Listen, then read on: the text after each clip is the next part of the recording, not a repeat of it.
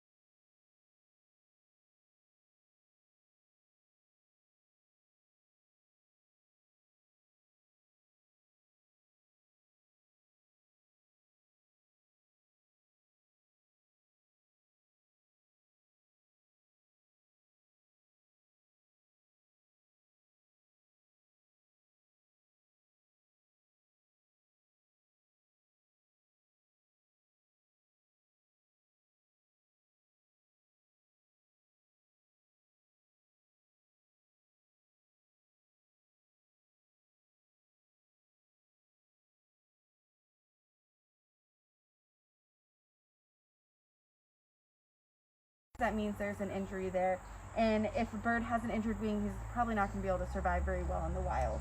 What happens is even within like 2 or 3 days, when a bone breaks on a bird, their bones begin to heal into what's called calcification, where they just kind of freeze in the place where they're at. So if somebody doesn't bring us the bird within the first like 2 or 3 days that the break happens, unfortunately they're not able to really be released back into the wild because of that. And I think, I know if you are on the live stream and you have questions and can type them, I think Zach will be able to see them and pass them along to us. But as those are coming in, I'll just give Sammy a few questions that a lot of times folks are interested in. What would you say is the most common reason that animals come to Aware, or that people have to bring animals into Aware? Oh, so definitely the most common reasons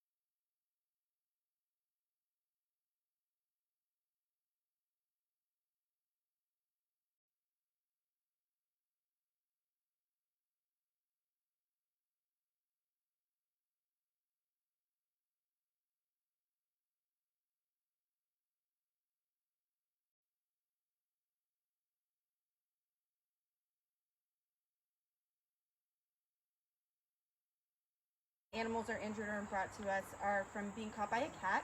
So outdoor cats, a lot of times people leave their house cats to roam free in the wild, and unfortunately when that happens, they become entered into the food chain. So they're susceptible to being predated on, and then as well as they eat other animals. So like chipmunks and songbirds, baby squirrels, possums, we get a lot of animals like that every year that are caught by house cats. And they have a unique bacteria in their saliva that can be fatal if it enters the bloodstream within 12 to 24 hours. So really important if an animal is caught by a cat to get them to somebody to get them on antibiotics. Another thing that is really common is getting hit by a car. I know we see lots of animals on the side of the road that get hit by a car, and it's actually an interesting cycle. Oftentimes what happens is we tend to throw like apple cores out our window, trash, things like that. And even though like an apple core is biodegradable, what this does is it brings rodents and smaller mammals to the side of the road, such as like possums, armadillos, mice and rats, chipmunks. And what this does is a lot of times when animals are going after that food that's on that side of the road, they end up getting hit by cars anyways, even though it's off to the side of the road. And when this happens, then their carcasses are left there, and then we bring in our scavengers that then are susceptible to being hit by cars as well after that happens, because you have like vultures and possums and crows. A lot of those guys will come and then try to eat the animals that were already hit by cars. So it kind of trickles down the entire food chain when that happens, when we throw just something as simple as an apple core out the window. Yeah, one point I like to add about cats, a lot of folks like my to do so. And then, yeah, just being hit by a car, like she said, is such a huge danger for the reasons she said. So I know one of the junior ranger activities that the Heritage area has suggested for you guys this week is to try to find ways that you can take action and help.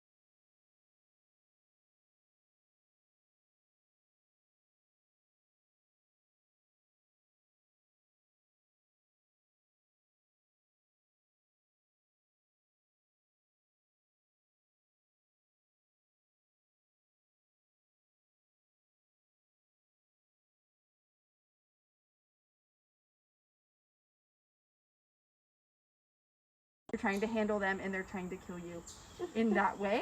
So we have to wear super protective goggles, like no questions asked. We have to wear those every time we handle them. You have to be really well trained to handle them, but they can be very, very difficult to handle because of that. It's interesting. I see Buggy keeps looking behind him, and I don't know if you can hear on the live stream, but there's a songbird back there like chirping away. The cardinal, yeah. I feel like he's got his eye on one of our neighbors here. Yeah. Well, let me ask a little bit more about Buggy. You know, being an owl, one of the things people always want to know is, and he's doing it right now for us, how do they turn their heads so far?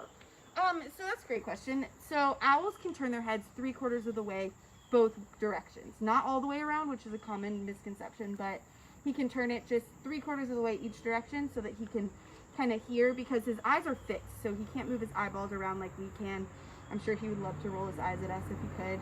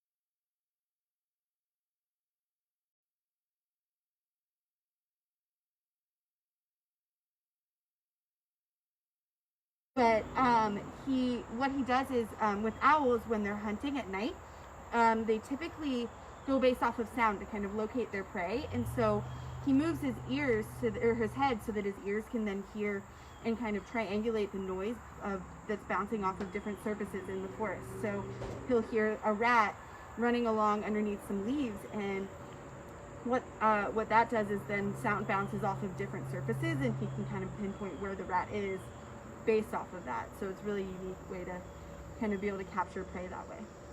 Yeah, you can definitely see him looking all around at the different animals that are around us. Since I said that about the songbird, I've seen a couple squirrels run by on the railing back there, and that may also be what's grabbing his attention. Yeah, he definitely was getting a little riled up when he heard the cardinal out there. He was like, "What's happening?"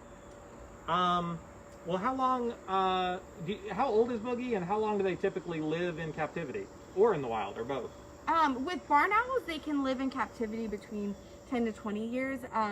Captivity usually is going to be a little bit longer as far as an animal being able to live rather than in the wild, just because, you know, they have us looking after them every day, making sure that they have their food and that they're groomed well and well kept and everything like that, and they have shelter.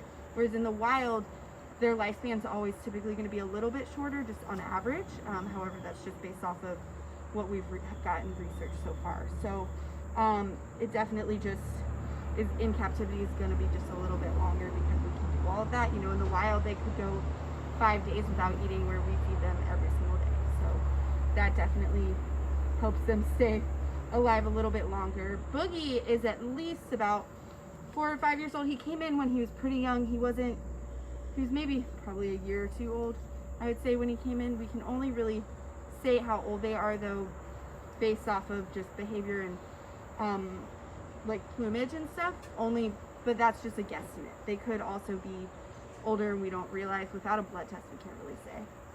And is that the same for telling whether a patient is male or female?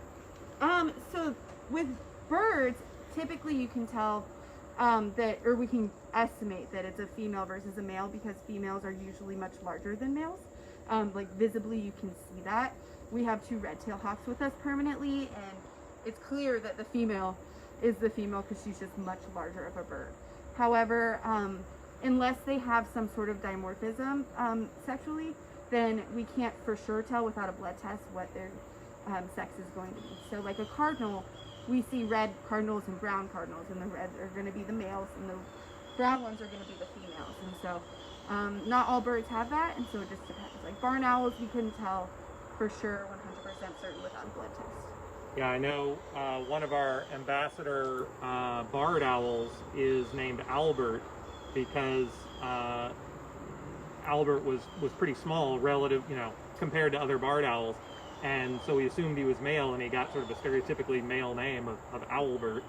And then we did a blood test and found out that Albert was female. Right. And so you can go with Alberta, you can just stick with Albert. So I think we've mostly stuck with Albert. Yeah. But actually, if you had a super high resolution camera, you could peek through the branches there, and Albert's looking down on us from the enclosure back there. So that could be yet another thing that Boogie's paying attention to. Yeah. How did Boogie get his name? So Boogie he's actually starting to do a little bit. One day we saw him just like dancing back and forth, and we decided to name him Boogie. It's really funny. If we missed him, he kind of just like shimmies back and forth, and he likes to boogie, so we call him that. Yeah. Sometimes we'll play a little bit of music for him quietly, and he just starts dancing at it. Yeah, I think there was right around the time I started here about 4 years ago, there was a Kesha song I think was out, and we made a little a clip of him dancing to it. Yeah. So good times. Okay, well, I think we're probably about ready to wrap up. Is that? Yeah, I just have a couple of questions. Yeah, please. The first question that maybe people are thinking and are asking it is, can people come and look at the animals? Great question. Normally in non-COVID times, we have free tours here at our center in the Heritage area every Saturday and Sunday at 1 p.m. We very much hope to get back to that as soon as we can. We suspended those tours because of COVID. More and more the research about the virus is indicating that outside is a lot safer than inside, and those tours we do are mostly outside, or they have been. So we're hoping probably in a couple months, once winter passes and the temperatures start warming up, we're going to come back to doing those. Even if the virus is about where it is now, we feel pretty good about having, outdoors and distance tours. So keep that in mind and check us out in the spring. And then, you can always follow our Facebook page. And, when we have events that you can see the animals at, we try to post them there. In a normal year, we have all sorts of festivals we go to and all sorts of things. Right now, we've done a few very carefully distanced events, but hopefully, as conditions improve, we'll be able to do more of that. Thank you. Okay, I have one more question, or maybe two more questions. So, as I'm sitting here watching this, and you're holding a really cool owl, Sammy, how did you guys get into this work? How did you get here? So I actually went to school, and I studied biology thinking I wanted to go to vet school. My whole life I thought I was going to go to vet school for sure. And I actually took a year off after I graduated and was just I'll just wait and apply to vet school the year after. And I ended up, one of my friends had a friend that volunteered here, and she's like, you should go volunteer to where it'd be fun for you. You like animals. And I did, and then just got roped in. Basically 4 months later I was working here, or 5 months later maybe, and I was just oh, this is where I want to be. So I didn't even consider working with wildlife before that. I guess it just wasn't something that I realized, it wasn't on my radar. And as soon as I was here I was oh, I'm supposed to be with wildlife. So it definitely was just something I kind of happened to come into my life, and so it worked out. Cool, thank you. Yeah, go ahead and keep the camera on Buggy, because I think he's a lot more interesting than me. But I will add that, we kind of joke that one of the services we provide is talking or kind of showing by example our volunteers that maybe they don't want to go to vet school after all. A lot of times people learn that sort of the nitty-gritty of working with animals is maybe more difficult than they imagined. But then at the same time, we've also sent a bunch of volunteers on to vet school and on to other careers, touching on wildlife or biology. So again, in normal times, we're very dependent on our volunteers. In fact, even now we're dependent on our volunteers, but we just can't take new ones now because of COVID. We're not able to do orientation. We're not able to take them inside the building to kind of learn the key things they need to know. But, if you're interested in working with wildlife, just keep an eye on our Facebook page. Actually, you can go to awarewildlife.org/volunteer even now and apply, and you'll go onto our waiting list. And as soon as COVID is over with and we're able to do orientations, you'll get an email and we'll sort of invite you in at that point. One of the things that makes us kind of special is, unlike a lot of other organizations that work with animals, you can really get to work hands-on with the animals much more quickly here. You get obviously properly trained first, and there's sort of a learning curve to get there. But, a lot of places, the staff really are the only people who work with the animals, and the volunteers just kind of do all the other stuff.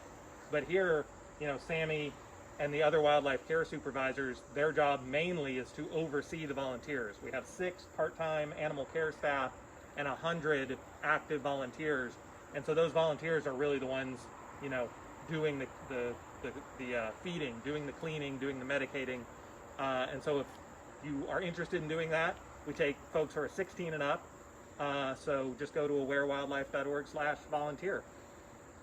Thank you. Okay, one last thing. Anything that you want to share about any events that are going on with Aware that people might be interested in? Why, what a good question. How fortunate you asked. We actually have our annual gala kicks off tomorrow morning. In normal times, you come in person to a event space and have some food and listen to some music and bid on some auction items and meet the animals. You're not going to be able to do all those things this year, but we have an online auction. You can just go to our webpage, awarewildlife.org, and follow the links.